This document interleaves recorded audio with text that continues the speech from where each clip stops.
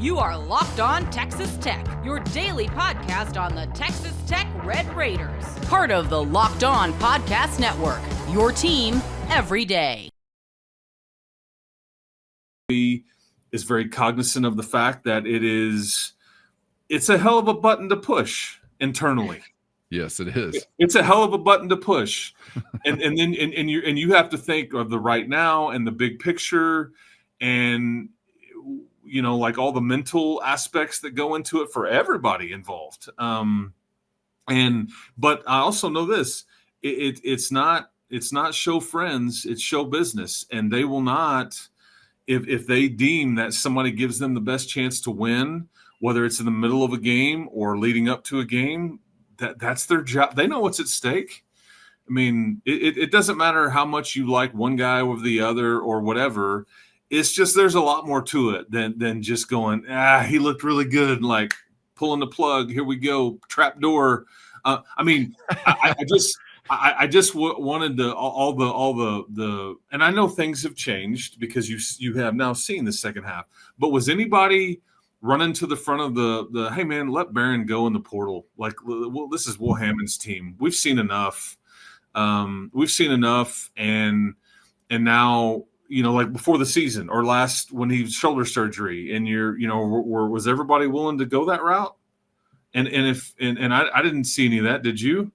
No, I was trying to make it a question, and I was surprised nobody even wanted to play with me in that sandbox this offseason. I was going out of last year like, well, you got to have a legit question there, right? And then no, that question was really never asked, and we just cruised into Morton time. And yeah. I mean, I think, Chris, it is like a matter of, well, obviously, what have you done for me lately? But clearly, Barron Morton's story, very easy to root for, and we all want it to be successful because of his background and what he is as a West Texan, and obviously growing up as a Red Raider.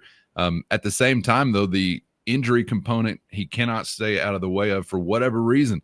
It's not a question of toughness or the willingness, obviously, to sacrifice his body, but he almost needs to be less tough.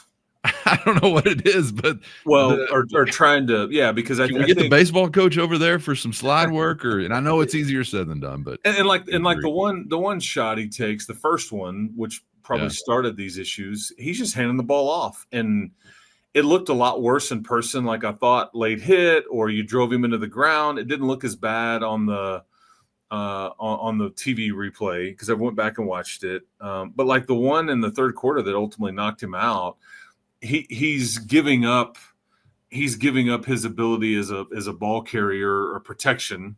And so, but that was that was ugly. Yes, that was not good, and that's where he's just got to protect himself. You cannot trapdoor it, though. I love the way you describe that. In any sport, I mean, and especially this position, you cannot just, okay, we're switching to this. Oh, never mind. No, we're going to switch to this. Forget that. Okay, new plan. You said it's a big button to push, and it's one with that position. You don't really unpush. It ain't like maybe trying out a new left tackle or cornerback or slot receiver. That's what I'm saying. It's just, and I don't know. Yeah, I don't know. I think Joey's trying to get out in front of it and like just say, hey, no, this is our pecking order. And I will say this: if Barron doesn't play well in Houston or at home versus Kansas, I don't think they would hesitate. I really don't. But again, that's Coach Leftwich's call as much as anything on just we're trying to win here, and like we've got some goals and we've got to reach those, and we can't let loyalty or whatever. And I guarantee you Barron would be the first one to tell you he's got to play better.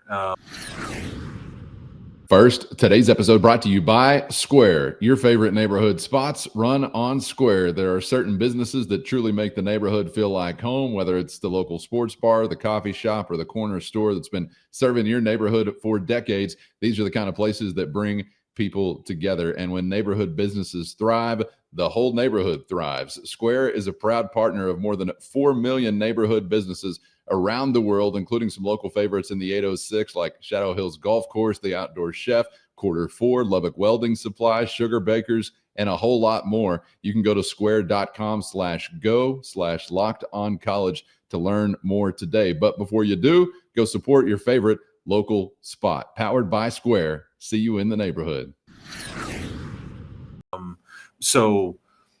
Which before leaving the game, I wouldn't have even said at that point, like, boy, Barron's really having just an awful day. And he'd just come off of one of his most statistically prolific days of his career. So I would really be curious to see what it would have been like if he was there in the fourth quarter to maybe reap some of those rewards that they were grinding out and eventually paid off. But that's not what we saw. So say la vie.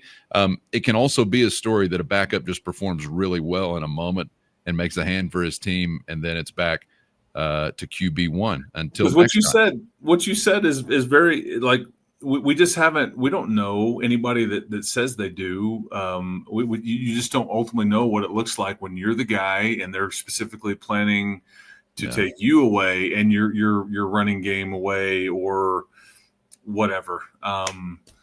Because the only time that we have, and it's not fair to, I had somebody go, you can't judge a guy off of one start, but I don't disagree, but yet everybody is kind of saying we've seen two halves and one start, but all thumbs up, like throw the other guy out, and there's a new captain now, right? So who knows? Right. I'm glad to feel so good about the backup. I mean, that's a silver lining. There's no doubt, but yeah, either way, it's just like you've got, again, these are good problems to have. In that, I think I do firmly believe you have two quarterbacks that can go win Big 12 games. I think Barron Morton is good enough to take you to a Big 12 championship. I don't think that they would have kept this situation in place if all parties involved didn't believe that. But Barron wasn't overwhelmingly great last year. Was that offensive line? Was that shoulder? But he was still 27-8 and won 8 games. And so, I mean, a lot of people sign up for that, and I'm one of them. Yeah. I mean, yeah. I like a little pressure on him, though. I'm not going to lie. Everybody needs a little of that. So, and everybody, and that's what they did. Yeah. I mean, and again, it's not show friends. It's show business. I mean, this is the game you're playing right here, man. And so, but I just maintain, I don't care who starts. You just want to win. So whatever that looks like, I just know that is a hell of a button to push because it just is. Yeah, that's a big matzo ball hanging out there. Yes. That's the angle I want to drill down on in this, though. Yeah. Do you agree, disagree that you kind of pick either and feel confident in going forward and winning games? Do you think you do actually have two that are reliable? Are you more skeptical about one over the other, though? Let us know in the YouTube comments or shoot us a text. If you're a Matador Mobster, we'll circle back to some of those comments and some other angles on this as we keep rolling through the next couple of weeks. God bless. What a time for a QB storyline to arrive when you got an open weekend. I'm sure the coaching staff has to love that. Podcasters, yeah, I'm not mad at it necessarily. It's interesting dialogue, and that's what we're here for. Chris, we're tabling that for now, though. A couple things we got to get to before we wrap up this episode. One thing I'm curious to hear from you about is some of the love that we've been seeing